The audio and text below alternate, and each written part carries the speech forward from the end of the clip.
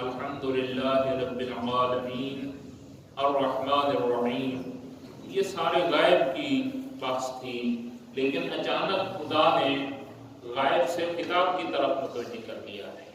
اس کا مطلب یہ ہے کہ جب بھی کوئی قاری، کوئی تلاوت کرنے والا یہ لفظ پڑھتا ہے تو وہ یوں سمجھے کہ میں خدا کو اپنے سامنے دیکھ رہا ہوں، جیسے کہ کتاب ہوتا ہے، کتاب تو سامنے ہوتا ہے، تو گویا کہ نماز کے دوران خدا کے متعلق کو کہ حضور اپنے آپ کو پاتا ہے، اللہ تعالیٰ کی محضر میں اپنے آپ کو پاتا ہے، اور خدا کے سامنے یہ اقرار کر رہا ہوتا ہے کہ خدایا میں تجھے سامنے دیکھ کر تیرے سامنے سر پر سجود ہو رہا ہوں۔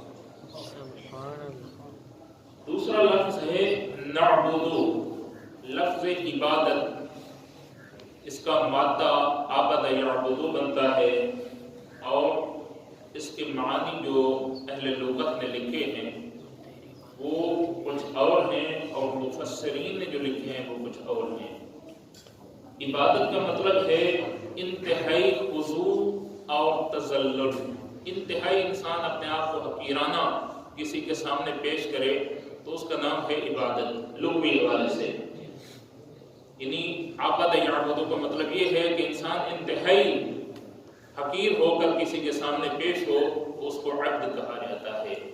اور عبادت کا افضل ترین مصداق جو ہے وہ سجدہ ہے، اسی لیے کہ جو انسان کا فخر کی جگہ ہوتی ہے سر اور پیشانی، اس کو زمین پر رگڑ کر اور اپنی ناک پر زمین پر رگڑ کر یہ اقرار کر رہا ہوتا ہے کہ سبحان ربی الاعلی و بحمدہ، تو گویا کہ عبادت ایسا خضوع، ایسا تذلل، ایسی اپنے آپ کو حقیرانہ طور پر پیش کرنا، اس کا نام ہے لغوی حوالے سے عبادت۔ لیکن مفسرین اس کو کسی اور حوالے سے دیکھتے ہیں۔ مفسرین فرماتے ہیں کہ ہر تذلل اور ہر خضوع عبادت نہیں ہے، بلکہ کسی کو معبود سمجھ کر اس کے سامنے جھکنے کا نام عبادت ہے۔ لہذا بتوں کے سامنے جھکنے کا نام عبادت نہیں بلکہ وہ پوجا پاٹ ہے، اس کے لیے اور لفظ ہے، اس کی کوئی اور بندگی ہے، کوئی اور نام اس کے لیے استعمال کیا جا سکتا ہے۔ یا مثلاً ہمارے معاشرے میں رواج ہے کہ بزرگوں کے قدموں پر ہاتھ رکھ کر ملا جاتا ہے، تو یہ جھکنا ہے، جھک کر ملتے ہیں، تو یہ جو جھکنا ہے یہ بھی تو تذلل ہے، خضوع ہے، لیکن یہ عبادت نہیں ہے۔ اسی طرح سے ہم حضرت صاحب الامر علیہ السلام کی جب زیارت پڑھتے ہیں تو تھوڑا سا سر نیچے کر کے حضرت کو اپنے سامنے خطاب کرتے ہوئے یہ سر جھکا کر سلام کرتے ہیں، تو اس کا مطلب یہ نہیں ہے کہ ہم حضرت کی عبادت کر رہے ہیں۔ اسی طرح سے جب ہم ذریعہ مطہر ائمہ اطہار علیہ السلام پر حاضری دیتے ہیں اور وہاں جا کر السلام علیک یا ابن رسول اللہ کہتے ہیں، تو یہ بھی ایک قسم کا اپنے آپ کو حقیرانہ طور پر، ہماری حیثیت ہی کیا ہے کہ ہم ائمہ کو خطاب کر سکیں، یہ تو خدا کی توفیق ہوتی ہے کہ ہم وہاں پہنچ جاتے ہیں اور حضرت ائمہ علیہ السلام کی خدمت میں السلام علیکم یا ابن رسول اللہ کہنے کی جسارت کرتے ہیں، ورنہ عام آدمی کہاں اور وہ باعظمت مخلوق کہاں۔ لیکن یہ بھی جو ہمارا وہاں پر خضوع ہوتا ہے، تذلل ہوتا ہے، یہ ان کی عبادت نہیں ہوتی بلکہ یہ احترام ہوتا ہے۔ جیسا کہ ہمارے بر صغیر میں قدموں پر ہاتھ رکھنے کو بھی احترام کہا جاتا ہے، جھک کر سلام کرنے کو بھی احترام کہا جاتا ہے، اسی طرح سے عرب یا ایرانی معاشرے میں دست بوسی کو احترام کا نام دیا گیا ہے، تو یہ دست بوسی، ہاتھ کا چومنا، یہ بھی ایک قسم کا خضوع ہے، لیکن یہ عبادت نہیں بلکہ یہ کیا ہے؟ احترام ہے۔ تو مفسرین یہ فرماتے ہیں کسی شخصیت، کسی ذات، کسی موجود کو جب تک آپ معبود سمجھ کر، رب سمجھ کر اس کے سامنے سجدہ نہ کریں، اس وقت تک آپ کا یہ جو خضوع ہے وہ عبادت نہیں بلکہ احترام ہوگا۔ لہذا لغوی حوالے سے ایک یہ بات ہے، تو گویا کہ عبد یعبدو کا جو مادہ ہے، اگرچہ اس کا لغوی معنی جھکنا، احترام کرنا، تذلل، خضوع، انکساری، لیکن اصطلاح علماء میں یہ لفظ منصرف ہو گیا اس بات کی طرف کہ ہر عبادت خضوع، ہر خضوع عبادت نہیں، بلکہ کسی کو رب سمجھ کر اس کے سامنے جھکنے کا نام جو ہے وہ عبادت ہے۔ لہذا جب تک کسی کو رب اور معبود سمجھ کر جھکا جائے تو عبادت ہوگی۔ لہذا اگر شاگرد اپنے استاد کو جھک کر سلام کرے یا بیٹا اپنے والد کو جھک کر سلام کرے تو یہ عبادت نہیں بلکہ یہ احترام ہے، اور عبادت یہ ہے کہ کسی کے سامنے اس کو معبود یا رب سمجھ کر خضوع کیا جائے۔ لہذا روایات میں بھی اسی معنی کی طرف توجہ دلائی گئی ہے، اور اصول کافی میں یہ روایت ہے کہ افضل العبادت ادمان التفکر فی امر اللہ، سب سے افضل ترین عبادت یہ ہے کہ انسان اپنی فکر کو اللہ کی معرفت کے لیے جھکا دے، خدا کی پہچان، خدا کی معرفت، خدا کو سمجھنے کے پیچھے۔ تو وہاں پر حالانکہ تذلل نہیں ہے، خضوع نہیں ہے، انکساری نہیں ہے، لیکن ائمہ اطہار علیہ الصلوۃ والسلام اس کو بھی عبادت کا نام دے رہے ہیں۔ دوسرے مقام پر روایت ہے، غرر الحکم کی ہے، انما العبادۃ التفکر فی امر اللہ، عبادت یہ ہے کہ خداوند متعال کی پہچان اور معرفت حاصل کی جائے اور خدا کے آثار کے متعلق انسان سوچے اور فکر کرے۔ تو جس سے یہ سمجھا جا سکتا ہے کہ عبادت فقط سجدے یا رکوع یا تذلل اور خضوع کا نام نہیں، بلکہ عبادت یہ ہے، عبادت تو یہ ہوئی کہ پورے کے پورے وجود کو انسان خدا کے سامنے حاضر کر دے اور اس کو رب اور معبود سمجھ کر اپنے آپ کو حقیرانہ طور پر پیش کرے، تو اس کا نام عبادت ہوگا۔ فکر بھی انسان کی اسی طرف ہو، بدن بھی اسی طرف ہو، روح بھی اسی طرف ہو، یعنی پوری قوائے بدنی جتنی بھی انسان کی طاقتیں ہیں وہ سب کی سب اپنے آپ کو خدا کے سامنے حقیرانہ طور پر پیش کرنے کا نام عبادت ہے۔ تو جب ہم کہتے ہیں کہ ایاک نعبد، کیا کہہ رہے ہیں؟ یہی تو فلسفہ عبادت ہے۔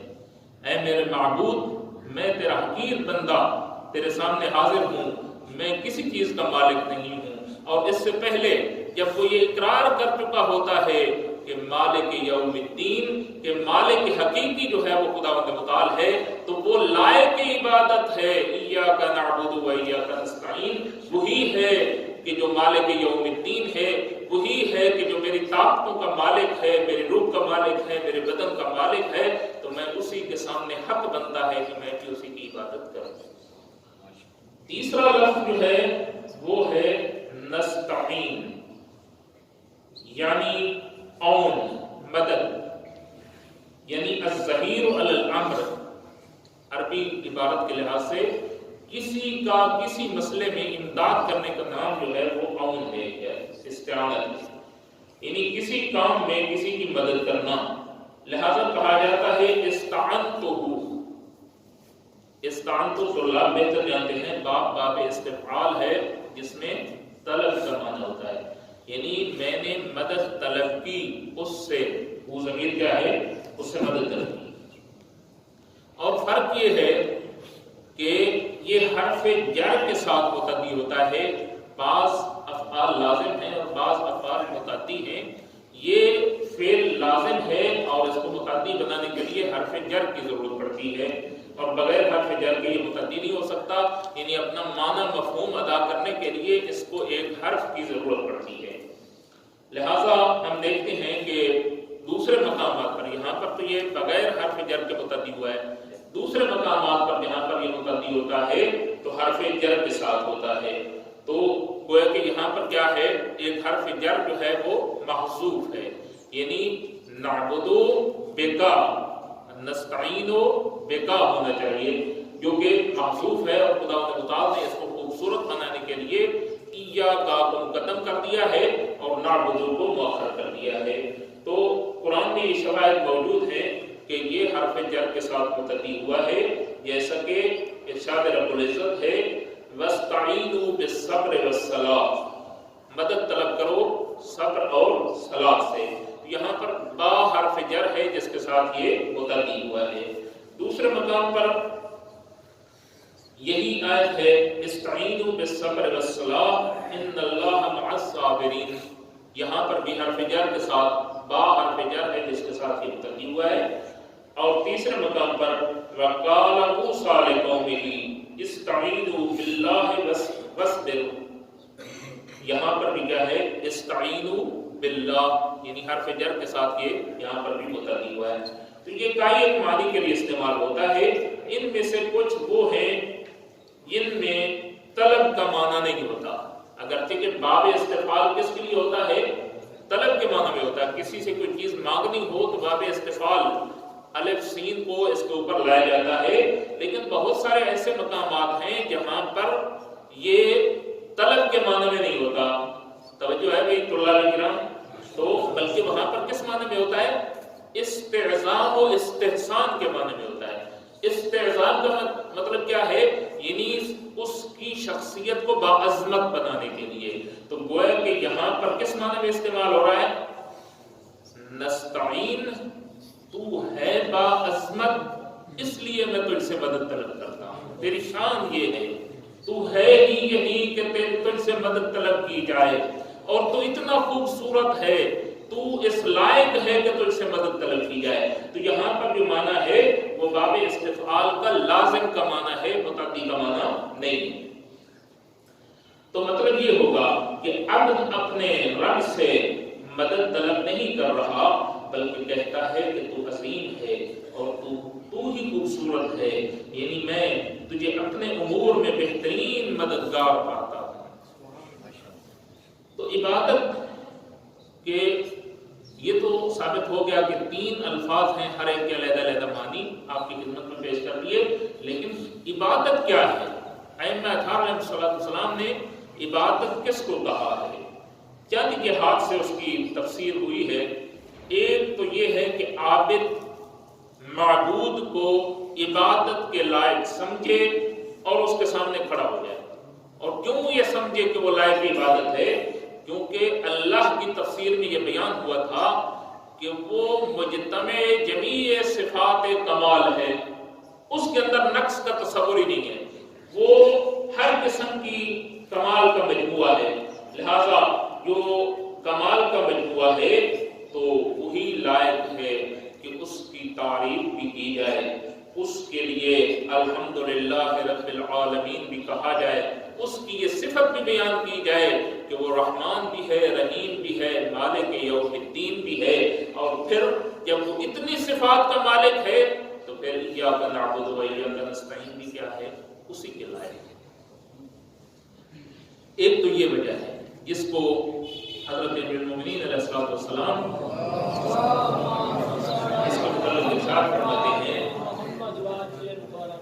ما عبدتک خوفا من نارک ولا طمعا من جنتک بل وجدتک اہلا لعبادتک فعبدتک، میں نے تجھے لائق عبادت سمجھا ہے تو اس وجہ سے علی تیری عبادت کرتا ہے، نہ جہنم کے خوف سے کرتا ہے نہ جنت کے لالچ میں کرتا ہے، بلکہ تو ہے لائق عبادت، اور علی کی پیشانی نیاز اگر جھک سکتی ہے تو تجھ جیسے رب کے سامنے جھک سکتی ہے۔ دوسری وجہ یا اس وجہ سے کہ وہ کمال مطلق ہے، رحمان و رحیم ہے، کریم ہے، اور تمام موجودات پر اس کا فیض جاری ہے، لہذا بغیر اس کے کہ اپنی عبادت کی جزا کی امید رکھتا ہو، کہتا ہے ایاک نعبد و ایاک نستعین۔ تیسرا یہ ہے کیونکہ وہ ذات ایک صاحب کمال ذات ہے اور ایسا مالک ہے کہ جو جزا بھی دے سکتا ہے، سزا بھی دے سکتا ہے، لہذا جب اس کے حضور میں کھڑا ہوتا ہے تو اس کے روب اور دہشت سے خوف زدہ ہو کر کہتا ہے ایاک نعبد و ایاک نستعین۔ لہذا یہاں پر آ کر عرفاء جو عبادت کا مفہوم پیش کرتے ہیں، اور سب سے بڑے عارف کون ہیں؟ حضرت امیر المؤمنین سید الموحدین علی ابن ابی طالب علیہ السلام۔ عرفاء یوں کہتے ہیں کہ عبادت کا مستحق کے ذاتی وہ پروردگار ہے لہٰذا یہ عبادت آزاد لوگوں کی عبادت ہے۔ اگر کوئی اس وجہ سے عبادت کر رہا ہو کہ وہ لائق عبادت ہے تو اس عبادت کا نام کیا ہے؟ آزاد لوگوں کی عبادت۔ اور دوسری عبادت جو تفسیر اس کی بیان کی گئی کہ اگر اس کی جہنم کے خوف سے ہو تو یہ غلاموں والی عبادت ہے، کیونکہ اجر ملنا ہے۔ اگر عبادت نہیں کریں گے تو سزا ملے گی، اور غلام کا بھی مائنڈ کیا ہوتا ہے کہ میں اگر مولا واقع کا کام نہیں کروں گا تو مجھے سزا ملے گی۔ تو اگر خوف ہے جہنم سے کوئی عبادت کرتا ہے تو وہ کیا ہے؟ غلاموں والی عبادت ہے۔ تیسری عبادت کہ جنت کے لالچ میں آج نماز شب پڑھوں گا تاکہ صبح اٹھ کر کل جو ہے خدا مختار مجھے اس کا اجر عطا فرمائے گا، آج دعا مانگوں گا خدا مجھے اجر عطا فرمائے گا، آج میں طولانی سجدہ کروں گا تاکہ جنت مل سکے، تو امیر المومنین علیہ السلام فرماتے ہیں کہ یہ مزدوروں والی عبادت ہے، کیونکہ اجر اور اس پہ آپ کوئی تمہ رکھتے ہیں کہ کوئی چیز مجھے مل جائے، تو اس عبادت کا نام کیا ہے؟ مزدوروں والی عبادت ہے۔ لہذا ان تینوں باتوں کی طرف خود حضرت امیر المومنین علیہ السلام نے اشارہ فرمایا ہے، اور فرمایا ہے کہ عبادت کرنی ہے تو اس وحدہ لا شریک کو لائق عبادت سمجھ کر کرو، جیسا کہ حضرت امیر المومنین علیہ السلام کی پوری زندگی اور ہر فعل، ہر قول، اور ائمہ اطہار معصومین علیہ السلام کا ہر قول و فعل جو تھا وہ اطاعت خدا میں اس وجہ سے تھا کہ وہ لائق عبادت سمجھتے تھے۔ اور یہی وجہ ہے کہ علماء نے جب اس کی تفسیر بیان کی تو یہ کہا کہ چونکہ اہل البیت علیہ السلام اپنے آپ کو محدود سمجھتے تھے اور وہ لامحدود ذات کے سامنے اپنے آپ کو حقیر سمجھتے تھے، تو فرماتے تھے ما عبدتک حق عبادتک وما عرفتک حق معرفتک، نہ ہم تیری معرفت حاصل کر سکے اور نہ تیری عبادت کا حق ادا کر سکے۔ تو یہ ہے سیرت محمد وآل محمد علیہ السلام۔